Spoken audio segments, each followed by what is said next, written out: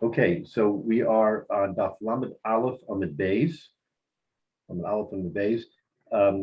We're in the middle of a review of psukim that have double words, which started off with our own Gemara, but we went beyond that to at least 8 or 10, maybe more, other psukim in the Torah, where the Torah doubles for emphasis the words in the Torah, like Ozov Tazov, of in the different meanings that each one has.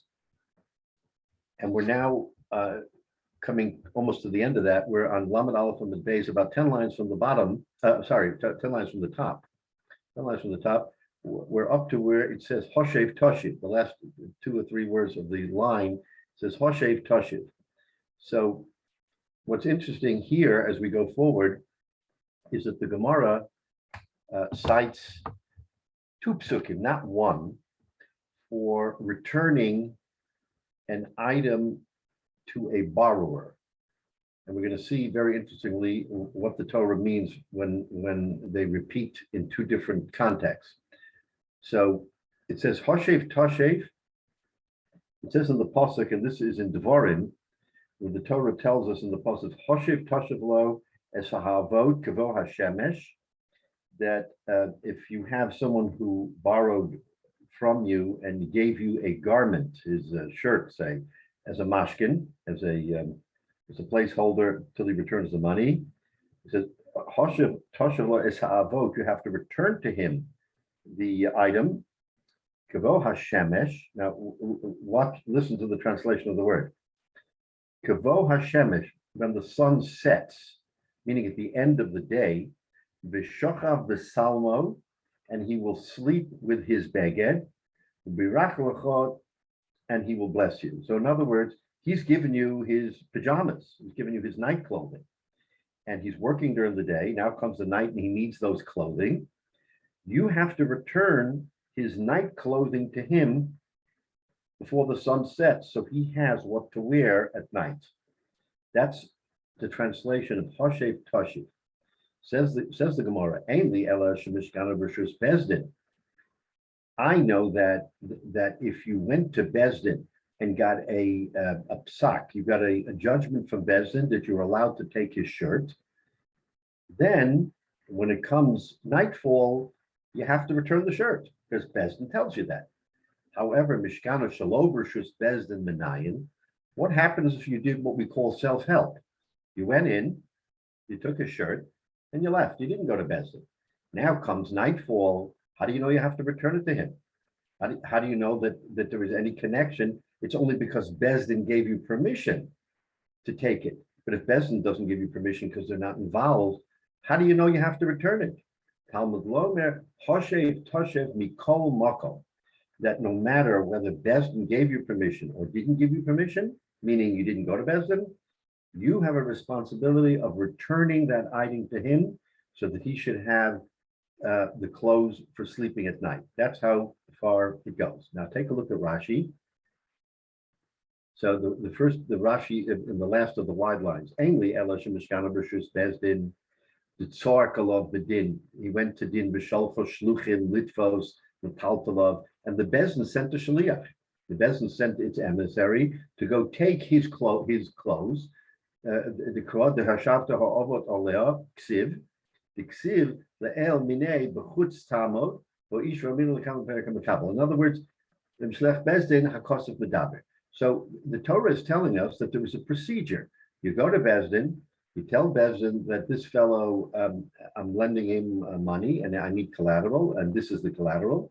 And the Bezdin sends someone to his house, takes his clothing or whatever he needs, whatever it is, and brings it back. Now, since the Bezdin made that overture, now when it comes nightfall, says the pasuk, you have to return that item to him. However, next Rashi, Shalob Rishus Bezdin Menayin, you didn't go to Bezdin. You went into his house and you took his garment. So if you took the garment yourself, Bezdin's not involved. So how do you know that Tzarach Hashava, says Rashi, how do you know that you need returning? Stam Chavala Al Pi Bezdin, because usually a taking is through Bezdin. Lo shachich the chotzev inish likness bebayis the little metaltos lo b'shus. Rashi is saying it doesn't even enter our mind that someone would have the chutzpah to go into someone else's house and take his stuff. It doesn't even enter our mind, says Rashi. But let's say he did it. So if he did it, how do you know he has to return it? Talmud Lama Hashiv Tashiv that that he has to return it. Okay, so now that's the interpretation of Hashiv Tashiv. Now there is a second pasuk on the same subject in Shmos. But what does it say? In Shmos it says Choval Tachbol Im Choval Tachbol Silmus Reyecha. If you take the garment of your friend, now here it says Ad Bo Hashemish Tishivenalo. Until the sun sets, you should return it to him. The first time it said when the sun sets. Here it says until the sun sets. So it's a different circumstance. What's the circumstance here? In other words, and we'll see in a minute why we have to have two psukim.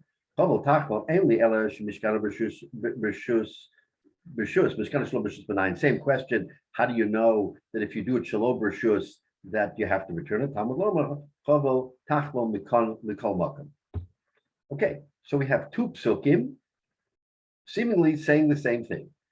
Now, let's see. Frek the Gemara, v'hanatrei kroi lamali. Why do I need two psukim? The kasha that we're thinking of right now. Two psukim say the same thing.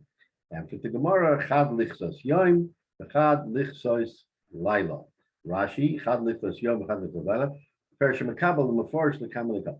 So in other words, the first pasuk Hashiv Tashiv tells us that if you have a night garment and he needs it at night, then when the sun sets, as the sun is setting, you have to give it to him. The second one is the reverse. The second one is you have his day garment. So he has a day garment that he needs to work. So when, in other words, so before he has to put on that garment, you have to return it to him so he has what to wear during the day. So you see how far the Torah goes, that each one has a separate sort of lane, that you have to have two separate psukim to give us that chiddush. So that's somewhat unique, because l'chayra, maybe I could learn one from the other. Talmud Lomer, no, you can't. But each one has its own efficacy, and a day, you have to return a day garment for the day, and you have to return his night garment as a mashkin, as a collateral for the night, so that he has what to wear.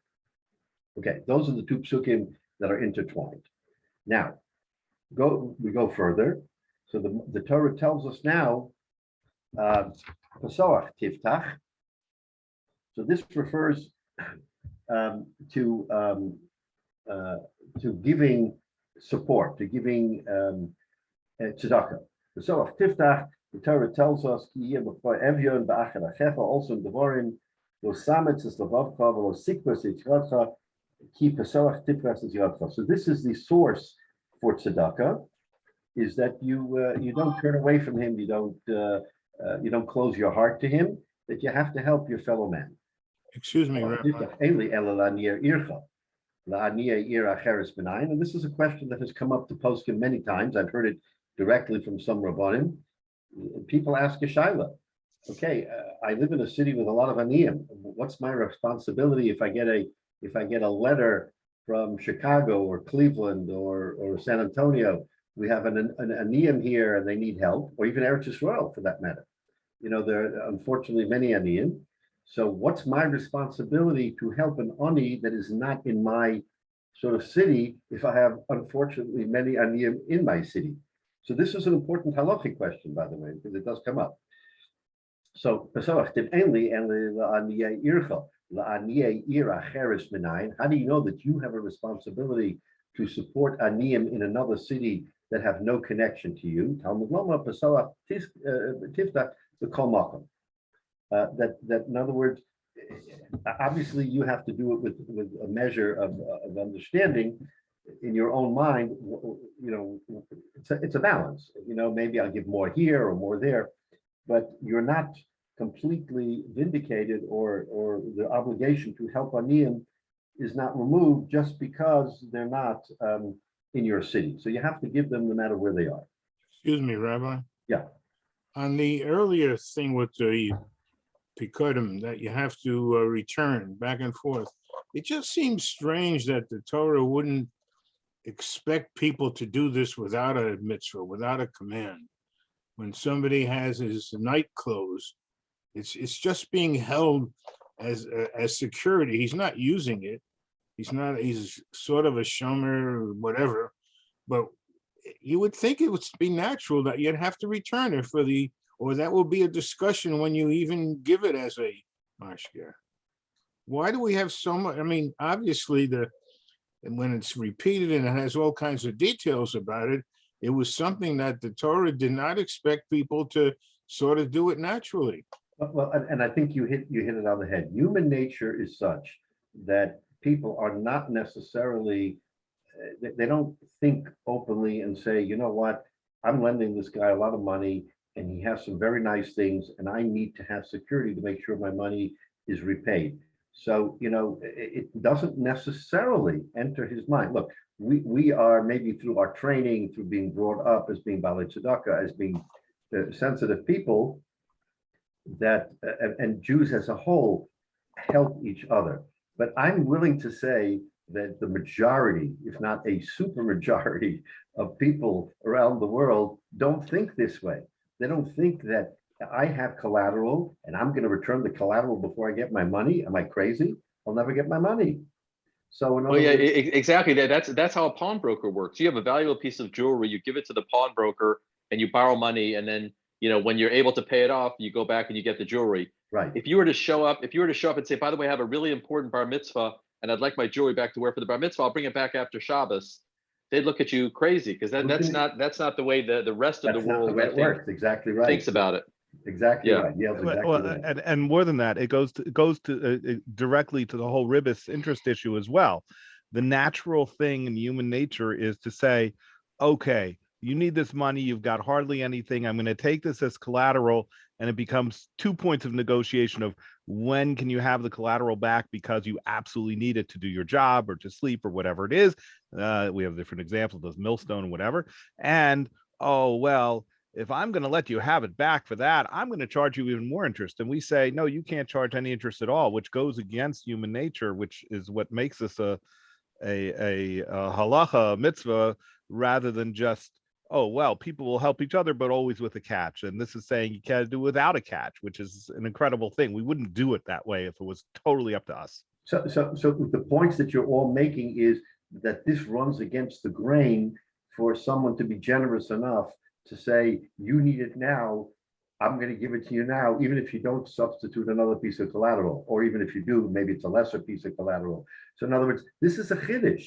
This is a chiddush of human nature. So the Torah has to tell us that, because otherwise I would think I'm completely within my rights. I lent him money, I took collateral, now I'm going to hold the collateral till he repays the money. That should be pretty straightforward. I don't see why anyone should deviate from that. Teretz is because you took something he really needs, and the Torah tells us that that's not right. That even though he's a borrower, even though you're 100% right, you're allowed to have collateral, you have to have enough compassion and mistama, without the Torah's saying so, a person will have less compassion. So Jay, you're talking to the choir, you're preaching to the choir. People already have that gene that we want to help other people, but that's far and few between. I don't think that most people think this way. So, Right. Right. So the Torah has to give us not one, but two psukim. Yeah, go ahead, Jay. I think we're all missing a bigger part of the whole question. We're looking at it on the surface. We're like entitled people. People really, all of us, really don't realize how people are in this world. Look at what the Germans have done. Look at what's happening here in Ukraine. I mean, we're really in that you don't realize the brutality and how mean some people, not some, many people really are. So we're just looking at the surface, what we're saying, that we feel the compassion that we should do it. But if you really think about it, look at the world.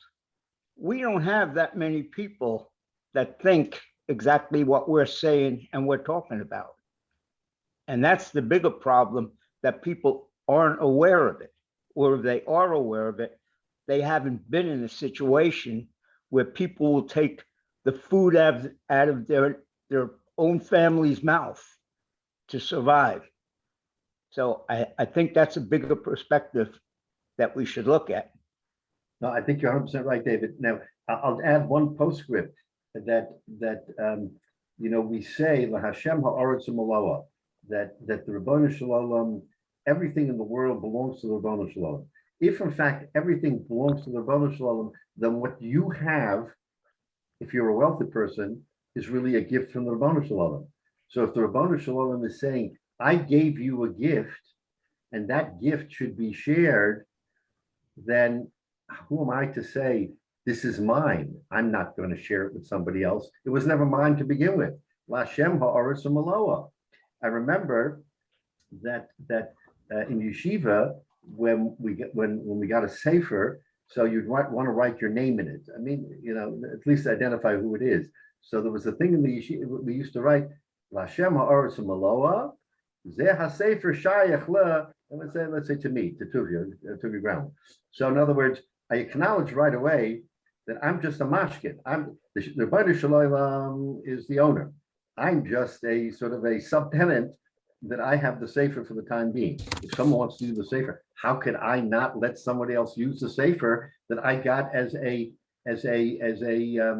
not as a gift, not as an ownership, but I'm borrowing it from the Ribono Shel Olam. So David, your point is really right on the mark, is that we're all beholden to the Ribono Shel Olam, the way we think, and therefore, whatever the Ribono Shel Olam gives us is something that we need to share. Now, there are rules, we create rules that since I have it, it shouldn't just be something that I give to you and never receive return. So those are the rules that the Torah helps us create to prevent what? To prevent chaos. Because otherwise, if I gave it to somebody else, someone would say to me, why should I give it back to you? It was never yours in the first place. The Ribono Shel Olam is the owner. Why should I give it to you? So we have rules and regulations, but that doesn't mean that we can abandon our fellow man when he, in his time of need, that we shouldn't help him. And the more we help him, the bigger the mitzvah. But it all goes to the same thing, as you say. It's against human nature. Human nature is like children. When a child grabs onto a toy or something, it's mine. It's not yours, it's mine. So that's our mindset. We think it's ours. We grab it, it's ours. Zehu.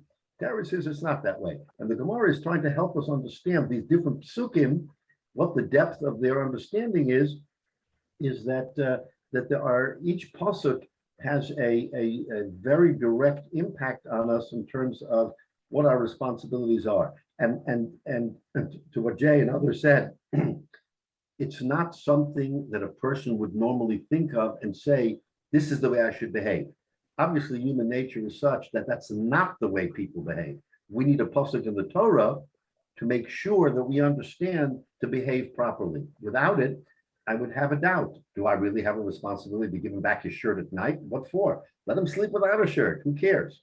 The Torah tells us specifically, you have his mashkin, you have his collateral for night. And therefore, it's your responsibility to make sure that he has it at night.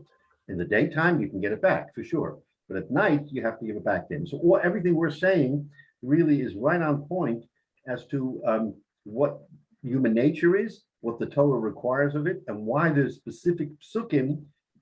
And that's why the double language of all these psukim we're reading is to open up our minds to understand that we have responsibilities. And that's exactly right. Now, in the case of tzedakah, we just said Pesach Tiftach, that you have to open your hand even to an ani that is not in your community. Now, not Pesach Tiftach, yeah. Talmud lo Pesach Tiftach b'kol makom. Now, there's the next verse is also related to that. Noson titen. The Torah tells us that Noson titen Nosum titin lo v'lo yera lavovcha v'sitcha lo ki beglal adova hazeh yirachenu. And also in Devarim, it tells that you have to give tzedakah. Why is there a second pasuk for tzedakah? Same question that we had with the garment.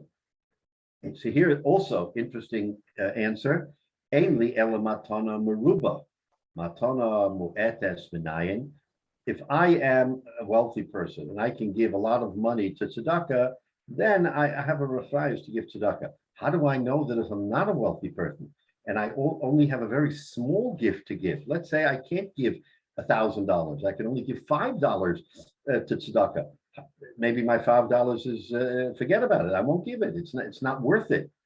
Says the Torah, "Enli ela matana meruba matana mu'etes," a small matana minayin. Talmud lomer nosun titan mikol makam. If you can give tzedakah, it doesn't matter if you give a large amount or a small amount. You have to give. The first one was that you have to give to aniyim even if they're not in your city, which is also a chiddush. But the Torah has to tell us that if you only have a small amount of money, that too you should share, because you never know when that small amount will amount to something. So you don't have to be super wealthy just to give tzedakah. Again, the Torah has to point that out to us, because maybe on the surface we wouldn't even consider that. We would think that, I can only give a few bucks, big deal. Teretz is, no, you have to give. Okay, so we have a double lashon for giving for the garment, and we have a double lashon for tzedakah, just to make sure that we cover every point and that there is nothing that gets through. Now, the next one, the Gemara says hanik tanik. If you have a servant and that servant is with you for a number of years, and when he leaves, so the Torah says you have to give him gifts. In other words, he could want to stay, but you have to give him matanos when he leaves. Says the Gemara, "Ainli elishin is baruch habayis beglalo, manikim lo, manikim lo nisbaruch habayis beglalo menayin." If the servant was with you and he helped you be successful, I understand. He leaves now. You want to give him matanos to show you appreciation because he served you well and he increased your wealth, or he increased your property, whatever it happened to be. But long as baruch habayis beglalo, let's say there was no bracha through him. He was a servant, but he brought no bracha to the house. Minayin. How do you know that you have to give him matanos? Because the Torah says hanik tanik, that you have to give matanos. How do you know? Talmud lomer hanik tanik mikol makom. Okay, so we have a pasuk that says that when he departs, you have to give him gifts, notwithstanding. Rashi, first matana mu'etes menayin ini efsha lach litem matana meruba. You don't have enough money to give a big gift. How do you know you give a small gift? Okay, because it says that pesach tifta. Okay, ainli elishin is baruch habayis beglalo the hachi kosav kra ashe beracha Hashem alakecha titen lo. In other words, it's coupling the bracha from the Rabbonu Shalom came to you, then you give him. So how do you know that if he doesn't bring you bracha that you don't? So therefore it says hanik tanik. Now the Gemara goes on and says, Rabbi Lezer ben Azariah daman is baruch habayis beglala manikin lo is baruch habayis beglala ein manikin. So here you have Rabbi Lezer ben Azariah who came along and said, oh no, the Torah makes it clear that you only give him matanos because he is the cause of the bracha. So he's drilling down on the pasuk. Asher barach Hashem elokecha titen lo, because Hashem blessed you, you give him. So there is a connection. But if Hashem didn't bless you, then you don't give him. So frek the Gemara, according to Lezer ben Azariah, lomali, why do I have hanik tanik? Why do I have a double refrain of the word hanik tanik if in fact, according to him, you do not give gifts? So, and for the Gemara, Dibra Torah B'Loshen B'nei Adam, that it's a sort of an interesting answer, that it's a figure of speech. So according to this interpretation of Rabbi Lezer ben Azariah, it does not mean, in fact, that you give to him if he was not a bracha. it's a figure of speech that sometimes people repeat themselves. In other words, sometimes you use a double lashon because you want to help, you want to motivate, you want to put an emphasis. So it's not, the pasuk doesn't mean to tell us that in fact you have to give to someone who is not a bracha to you, only in that case. So it's interesting because Tosfos asked the question, contra Blezer ben Azariah, how do we know that all of these psukim that we just learned a dozen different psukim of double word, how do we even know that in any case the double language comes to include something more? So Tosfos answers, no, it's specific. There's two cases. Here's one, we'll have another in a minute. There's only two cases where we use this lashon of that it's a figure of speech, that it's just a figure of speech. In other words, b'derech klal, whenever there is a repetition, there is an inclusion in the repetition to give us a larger scope, like we just learned, Pesach Tiftach or Hanik Tanik. That's definitely the case. It's just in one or two cases where we make that exception. So according to Blezer ben Azariah, we make that exception, but he points out specifically because the pasuk says, let's look at the pasuk. Yeah, I have the pasuk in Devarim. When you send the servant away, lo teshalchenu reikam, you shouldn't send him empty-handed. Hanik tanik lo, you should give him gifts. Listen to this: mitzoncha, umigorncha, umiyikvecha, asher berach Hashem, which Elekecha titen lo, which Hashem blessed you. So you see a connection between giving gifts and a bracha from Hashem. If you didn't get a bracha, then you would say, what am I giving? I didn't get a bracha. So you have a very specific language that says that the gifts are tied to the bracha. So according to Blezer ben Azariah, we have to learn that, as we call it, specific performance, specific to the language, that when you're blessed, you give, that you have to give a gift. Otherwise, no. So Blezer ben Azariah argues with the Manda Omer in the Gemara, who says that Hanik Tanik is like every other mitzvah that you have to give no matter what.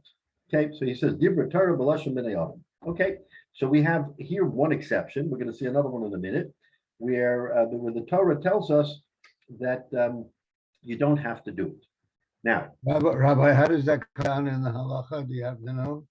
how does it compare? Well, first of all, today we don't have avadim. I mean, so the whole Indian of avadim is probably moot. But I think the teretz is that the rove that we give gifts notwithstanding, because we say that in some way he, whether it was obvious or not, he enriched your life, or he made it easier for you or better for you. So even if you don't see huge brachas, you don't see, like Lavan and Yaakov, he gave him, whatever he touched turned into gold. So there he definitely had to give him gifts. But even if not, then there is an Indian of showing Hakaras Hatov for someone who was there to help you, even if you were not super enriched because of it. But Lamaisa, Rabbi Lezer ben Azariah doesn't hold like that. He says that there was a specific quid pro quo. You have to have a bracha from the Rebbeinu Shalom, I guess a bracha that you can see or feel, not just the fact that you have an Eved who's there to help you, which sometimes goes unnoticed because sometimes servants are part of the furniture. You don't even know that they're there, at least from what I understand. I've not had a servant, but when you have servants, sometimes they're just not, they're not people. You don't treat them nicely. I mean, you treat them like you would a chair.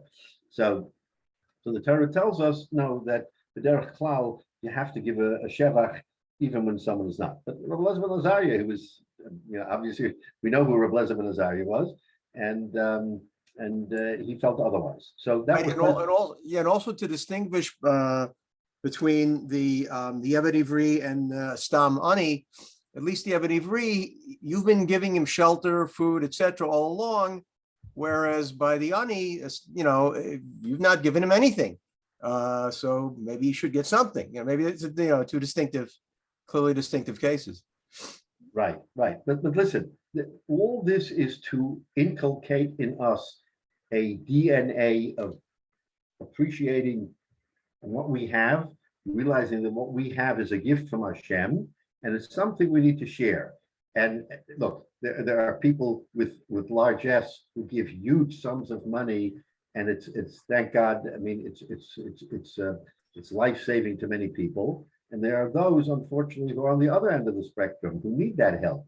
So the Ribono Shel Olam created that balance in the world.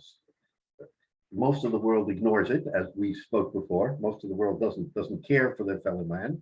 But we, as a people, but it's important to understand that we, as a people, but for the psukim in the Torah, might also not feel that way. So in other words, the Torah has to give us an instruction. Hanik tanik, basawach tiftach. Make sure you open your hand to the ani.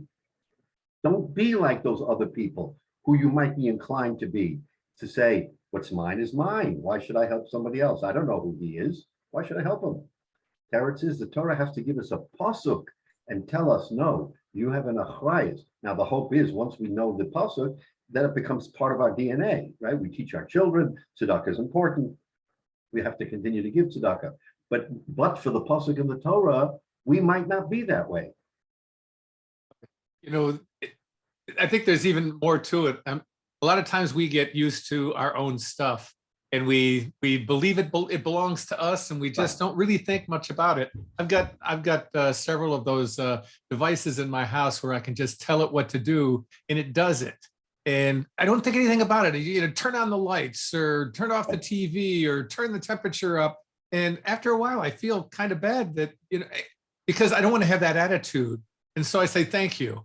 And these machines now are coming back and they're saying, you're welcome. It's my job anytime. But I feel it makes, you know, I feel more human when I feel better about myself when I just don't take it for granted. Right.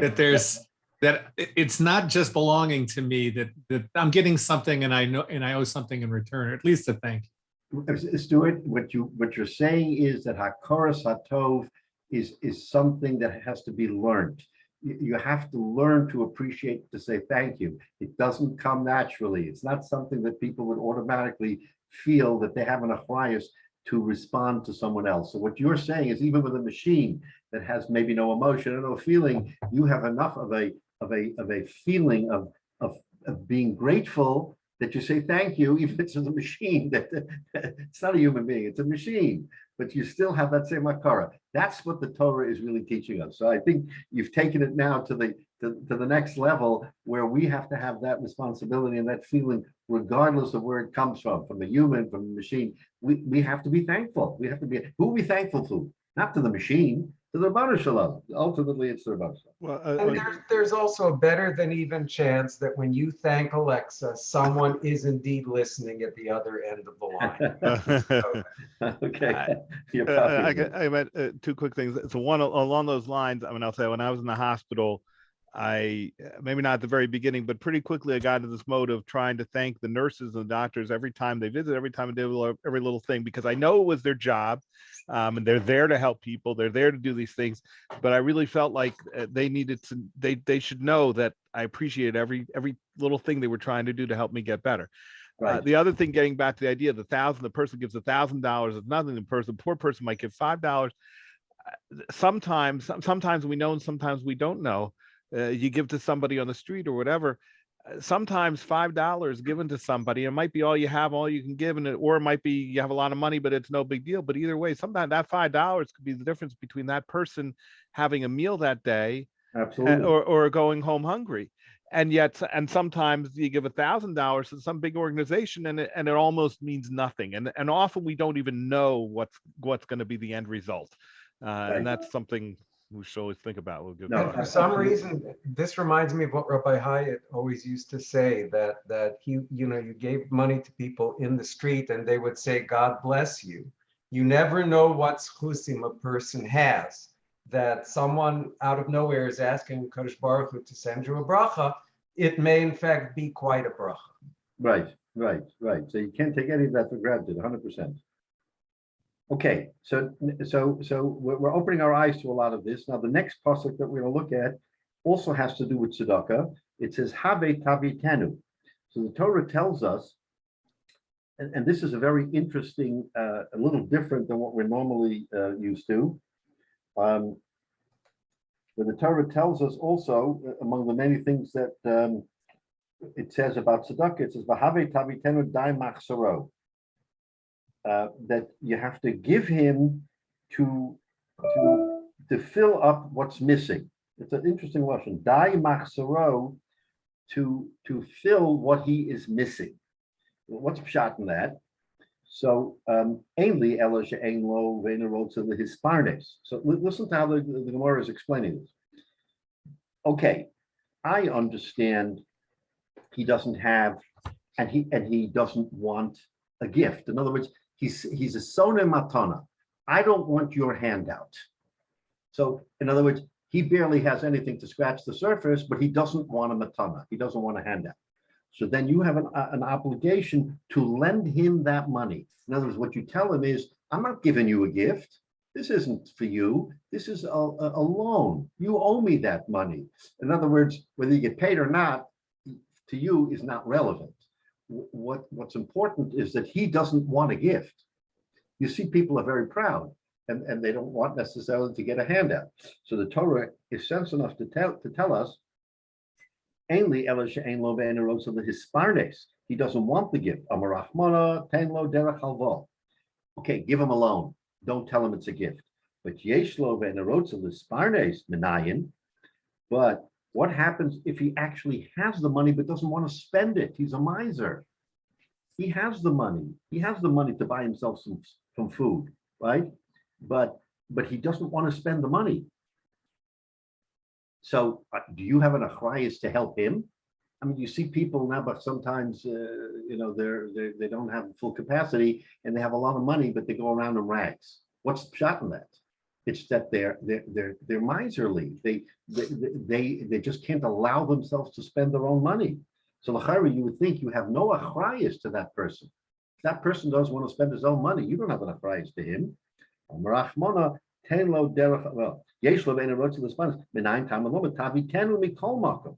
That no matter what, if he's looking destitute, even if he happens to be a closet billionaire, you have an achrayus to help him, because that may be an illness of his that he can't spend.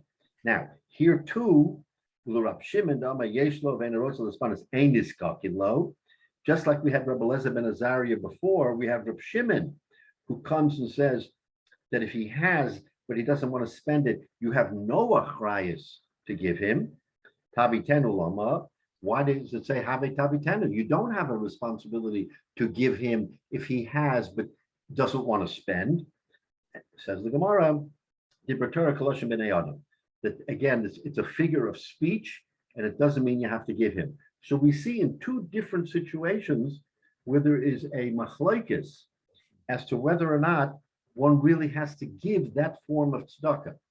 And we can think about that, and we can always err on the side of saying, he's ill, so we have to help him even though he has the money. But someone, I'm sure, will pop up and say, if you have $100 to give and you give it to him and not to someone who really needs it, then you're going to be shortchanging the real ani, because this guy's not an ani. This guy just doesn't want to spend his money, but he's not an ani. So it's something to think about, is that you happen to know that a guy is a multimillionaire and he walks around like a schnorrer. What's your achrayus? So according to the majority of the Gemara, according to the majority of the Amoraim, and certainly you can't sit there and judge and say, him I'm going to give, him I'm not going to give, especially on Purim, when there's so many aniyim who come to the door. You give everybody. Do I know that he needs it? I'm not getting into that. I'm not going to worry about whether he needs it. If he's coming to my door, he obviously has a need, but it could be that his need is not as great as someone who really needs it. So, we have to be sort of, I remember one of my Rosh Yeshivas, great gadol, Rabbi Hyatt, once used to say that when it comes to tzedakah, you have to be a little bit, you have to sort of ascertain to some degree whether or not someone needs tzedakah. Why?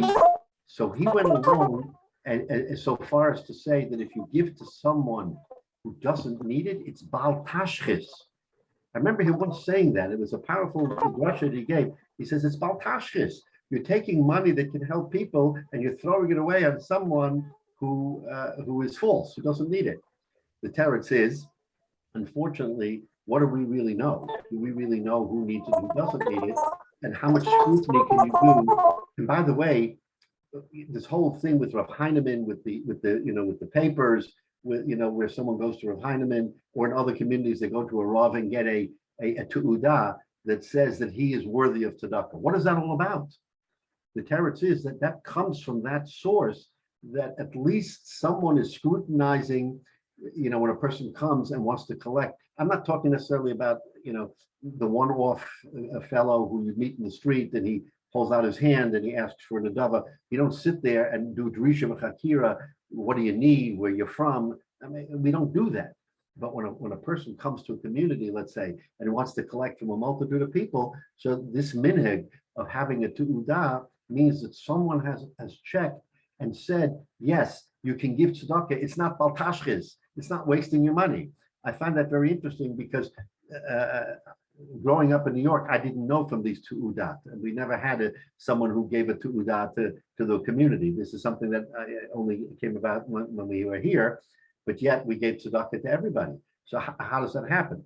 Teretz is that after I heard that shiur, that drasha from Rav Hutner, I realized that tzedakah it's not simply I take out a buck and give him a buck, I'm yaitse. There's more to it than that. And that's what this is about, is that sometimes you have to scratch the surface and you have to understand what you're doing so that your tzedakah is real tzedakah. Yeah, Jane.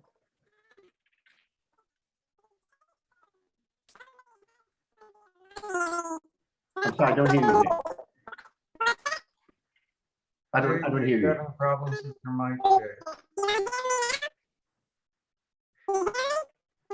I hear some background noise. I don't hear Well, you. that's Jay. He sounds like a chipmunk. Yeah.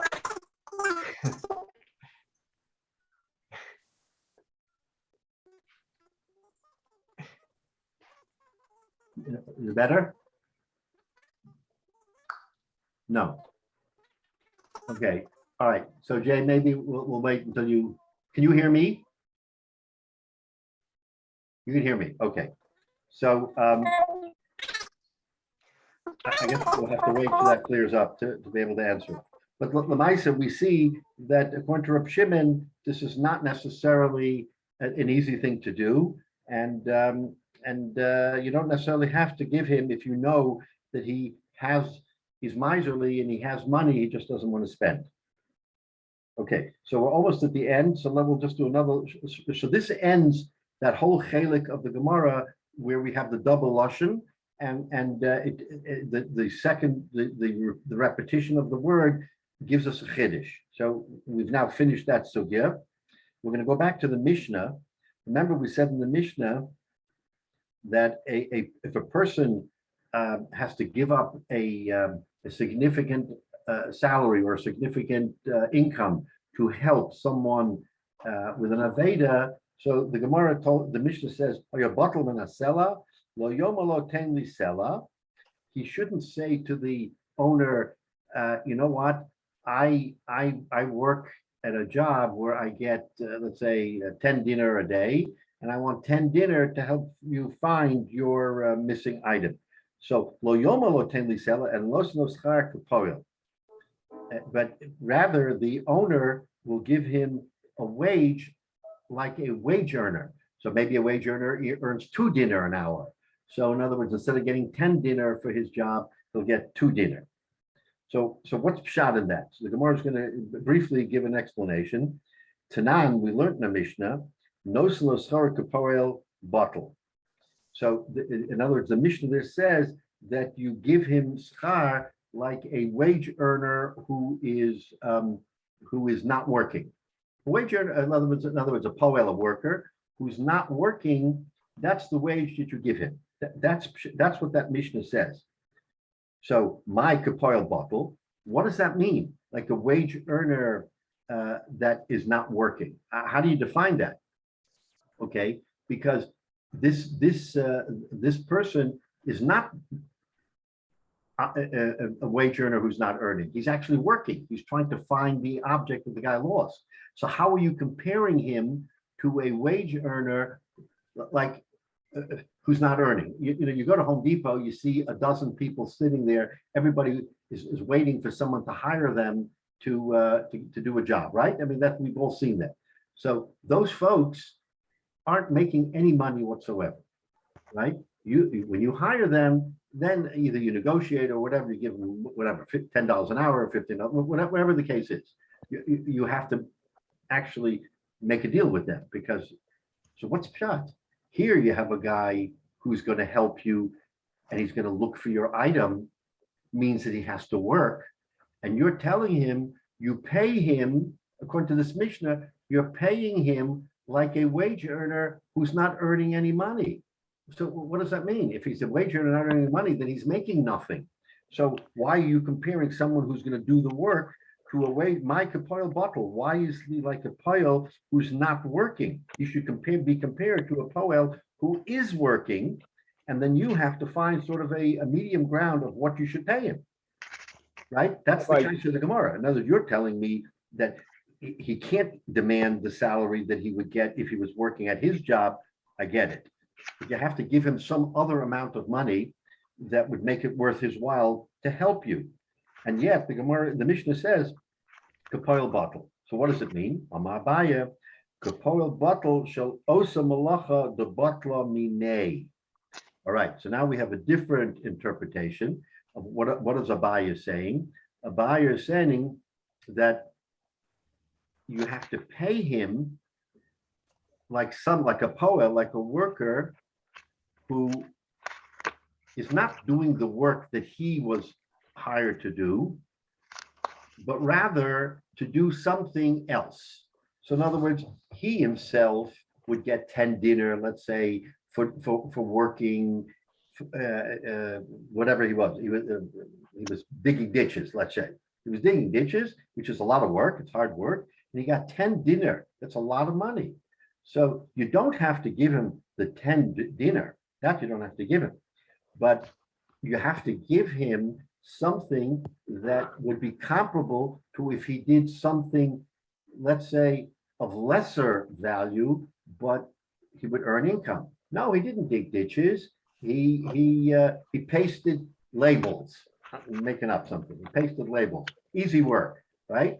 It's time consuming. It's easy work. Instead of getting 10 dinner, he gets 4 dinner for just pasting labels. So you're not mechuyev to give him the full amount of what he would get if he was doing the most extreme work, but you have to give him something that would be comparable if he was doing, let's say, lesser work, but he was working. So you can't just say, I'm going to give you 2 dinner, 1 dinner. No, that's not right. You have to give him something that if he was doing a less complicated amount of work, he would still make a respectable amount of money. So the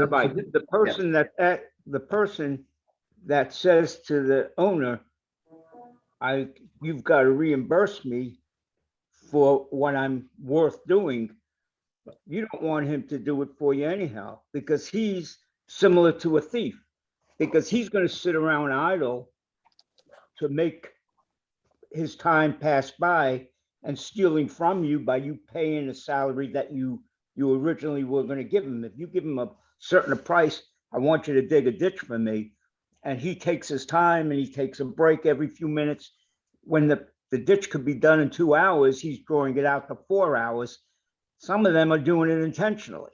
So Right. Why would you want to get somebody that's going to say, listen, I want to be paid for what my wages are? You're better off letting him do whatever he's doing and getting somebody, a total stranger, say, listen, I'll pay you, go out and look for it. And if you find it, you'll get reimbursed. Right. So the Gemara is actually talking a little bit different. The Gemara is talking first about someone who was hired not on an hourly basis, but was hired to do a job. And the job could be done in 2 hours or 4 hours or 6 hours. I don't care. I'm paying you for a job. So if I ask you to dig a ditch, I don't say to you, dig it in 2 hours. I say, dig the ditch. By the end of the day, I want to have the ditch dug, and I'll give you 10 dinner. So let's say that's what he was hired to do. So he knows that, like you say, he could take his time or he could work quickly, but he's going to get 10 dinner for his work. So the Gemara asks Kasha, he comes along and says, you know what? You want me to help you find your item? Okay, I'll give up digging the ditch, but give me 10 dinner. Says the Gemara, no way. You don't have to give him the 10 dinner because that's not right. So what do you have to give him? So the Gemara that says, I'll quote you a Mishnah where it says that you pay him kapoel bottle, like an idle worker. What does that mean, an idle worker? How do you define an idle worker, and what is that sum of money? So that's the kasha. In other words, if he doesn't deserve the 10 dinner, what are you paying him? You have to give him some schar, you have to give him something. So Abaye introduces the concept that you have to pay him like you're comparable to a worker who would give up his 10 dinner to do something that is less complicated and get less money. So in other words, if someone would say, you know what, I'm willing not to get 10 dinner for digging ditches, that's tough work, but I'm willing to get 4 dinner to paste labels on envelopes. So pasting label on envelopes is far, far easier than digging ditches, and I want 4 dinner for that. That Abaya says that's the way you look at it. You look at it not at someone who was working harder and earned more money, but someone who would be willing to give up that hard work, do something easier for less money. That's the idle worker that you're comparing him to. Again, it's fungible. How much money it actually is, I mean, that's something they have to discuss. But he's telling you how you reason, how you think about it, that you don't have to pay him the maximum that he would have earned for the day by working much harder. You pay him so that finding a cow is a lot easier than digging a ditch. I mean, let's face it. I mean, so what's it worth to find a cow, to start searching all the fields to find a cow? So he says that is like a worker who is willing to give up more money for harder work and take less money for lighter work. That's all subjective. So we don't have there's no objective answer to that. It's a subjective answer, but he's giving you a svara that's how you pay him. You pay him as if he were going to give up a tougher job for an easier job. And then that he said that's fair, because then the fellow is willing to do the work. He's willing to help find the cow, and it's not as tough as the work that he would have done for more money. So it's a little bit of a trick here as to how you reach that number. But the Gemara is telling us, so take a look at Rashi. My kapoel bottle, he's not really being bottled because he's busy finding the animal. He's still working. He's finding the animal. You must listen, Tony. No slow kashir shiur to po a little his rapas memlacha b'leishit bottle, and you're paying him a salary or a wage as if he were someone who is giving up what he's working in order to sort of sit idle. So what does it mean, kapoel bottle? What does that mean? So Rashi says, kapoel bottle shall osa malacha the bottle minay kama adam wrote a little the lift off mischara lift on the malacha zeh kveda. There are people who are willing to give up salary to not do this heavy work, sheva osikba, that he's going to, meaning the ditch digging, the lasik the malacha kala kazu, and work on a easier work, even though it's less money. It's all dependent on the harshness, means the difficulty of the work. That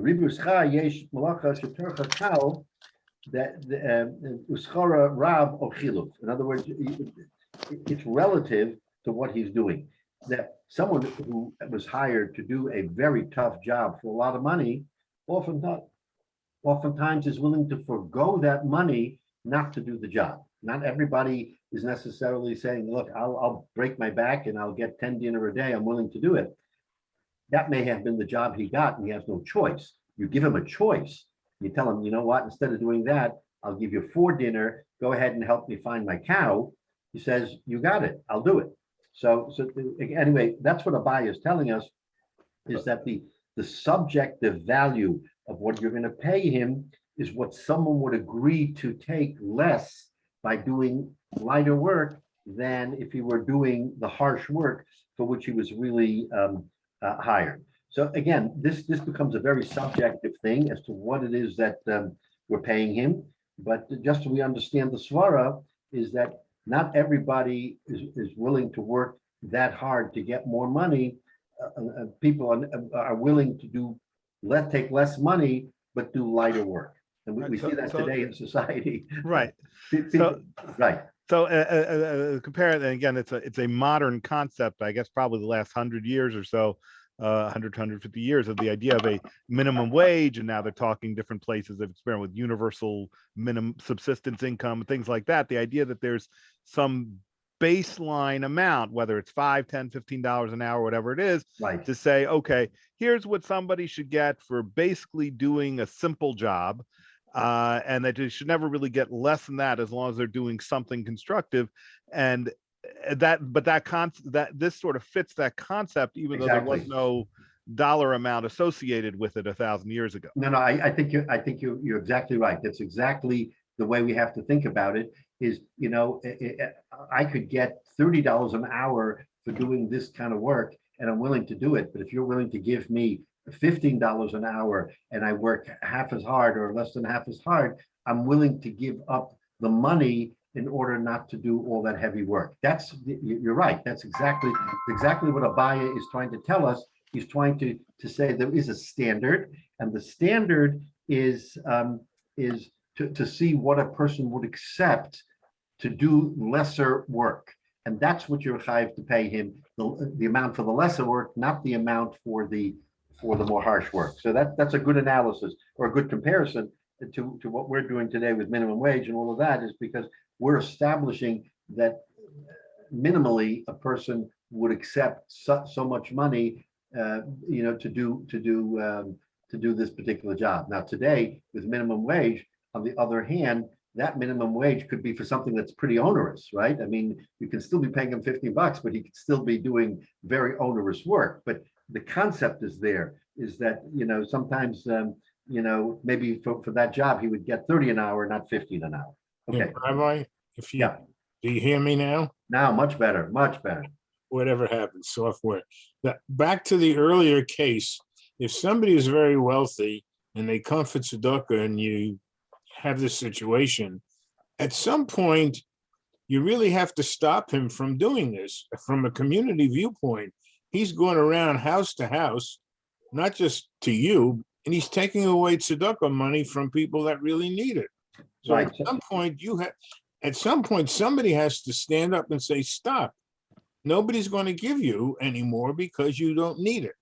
Well, again, it's a very sensitive question, because who are we to say what he really needs? But I think the whole point of this tu'udah that has arisen in our community, probably many other communities, is really part of the answer, is because we've said to people coming into the community, you have to be vetted before you go.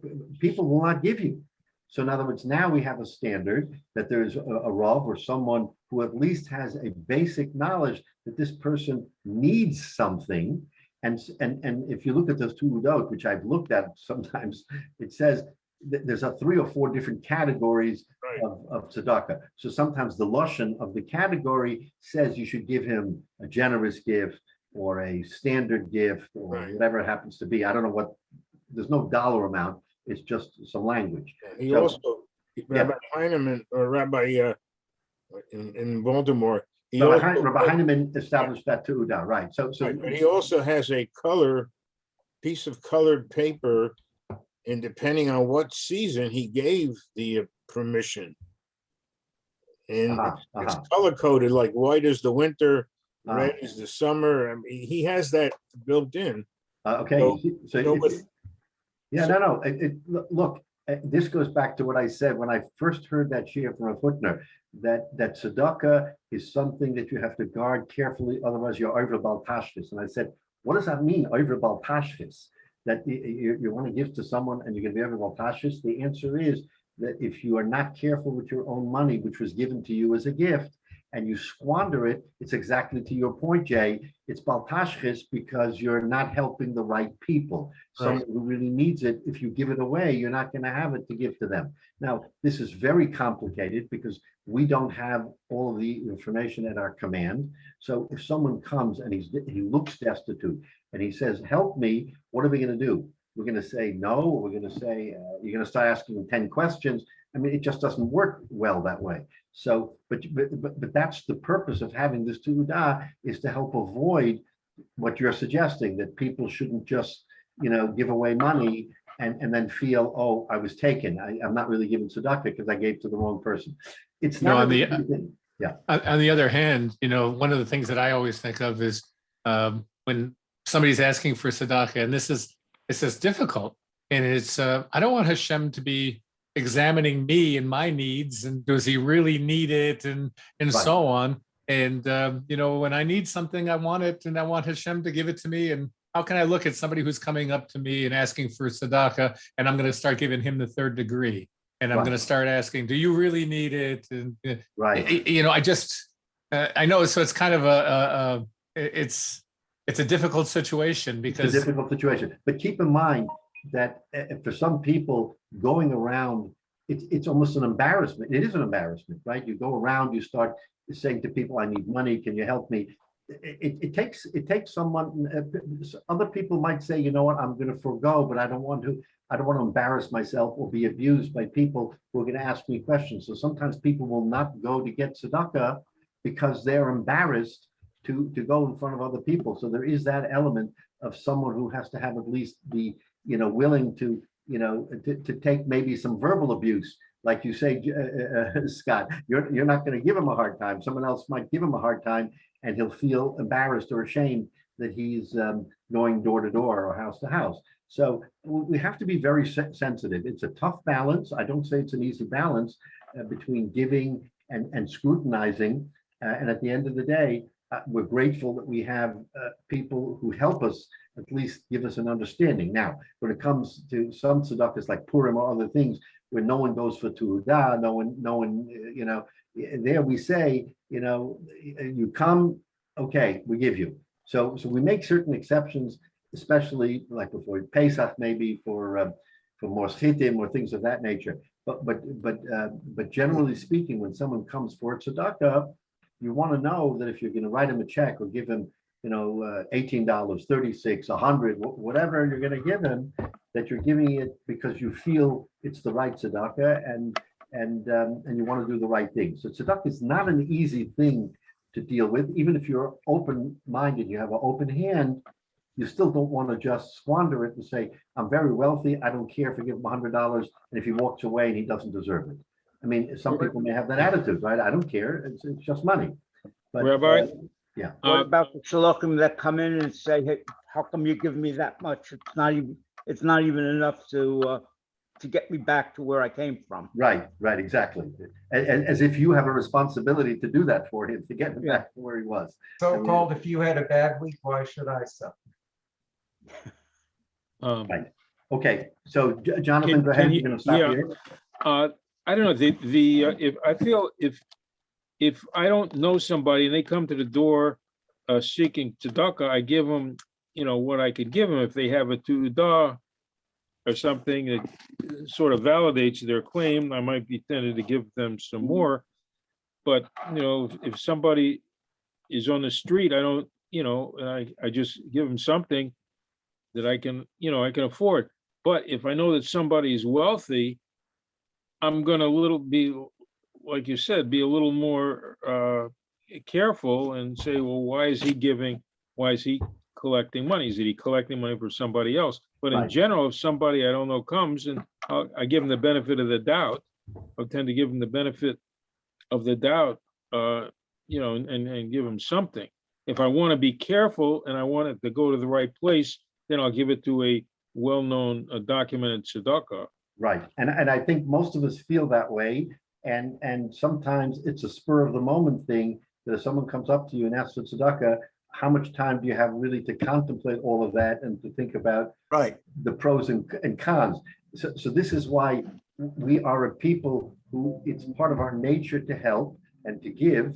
And then this Gemara at least gives us some insight that it's not so simple to say, okay, I'll give him. You know, what you give him, how much you give him. Not everybody is uniformly agreed. You see that, for instance, Reb Shimon says that if you happen to know that someone is a wealthy guy and he's coming for tzedakah, then you have no achrayas to give him. But to your point, Jonathan, how do you know he's not coming to collect for other people? He hasn't articulated it, but maybe he's coming to collect for a bunch of Yisomim, and you're going to turn him away because you happen to know he's a wealthy guy. Well, that's right. Yeah, that's a point. That's the point. So it's not that simple. All that we want to point out in this Gemara is it's not just one size fits. Yeah, a guy comes, he's asking for money, you give him money, and you walk away. That there are nuances to tzedakah that we have to be sensitive to. But at the end of the day, I think for most of us, we feel some compassion. If someone comes to me and is asking for money, nistama, he needs it, right? Yeah. So that then you give what you can give, whether you can give just a few bucks or say, you know, oftentimes someone comes and asking for money, and I have maybe, you know, I have $5 or $10, whatever I have in my wallet, and I said, give me an envelope. I'd rather send you a check than give you what I have in my pocket.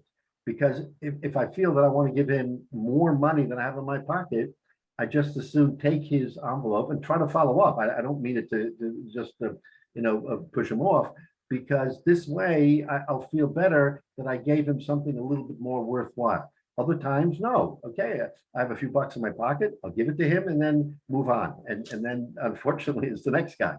So the point is that tzedakah is not a easy thing to deal with, and that's why there's a lot of halacha in it.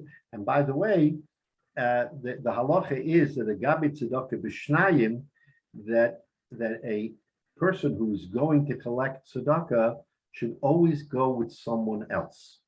And this is we'll close with this. Why? This is not part of this Gemara, because when two people go to collect tzedakah, there is a greater feeling of authenticity. There's a greater feeling that I'm not, that two people will not conspire to steal money from people. It's an interesting concept. What the Gemara tells us, is that there should always be two people, because the concept is that one will always watch the other. And when two people come to collect tzedakah, I, the giver, will feel more confident that my money really is going to tzedakah and not just someone who is scamming me. So it's a very like two signers on a checking account. Say it again. Like two signatures on a checking account. Exactly right. So again, that halacha is tzedakah b'shnayim was, I think, for the specific purpose of making people feel that it's authentic. I really think that that's really what that was about. But that's part of the mission of tzedakah, is that people should at least inspire confidence that when they're coming to collect, it's legitimate. And believe me, all of us probably have been scammed at times, but I think we take the attitude, if I'm scammed, okay, but at least, I tried. I did my best. I gave what I could. So it's an interesting concept, but not as easy as we like to think. Tzedakah is a very complicated thing. Thank you. But again, this Gemara really gives us some good insight. Okay, so Mitzvah Shem will stop here, and next week we'll pick up from the bottom of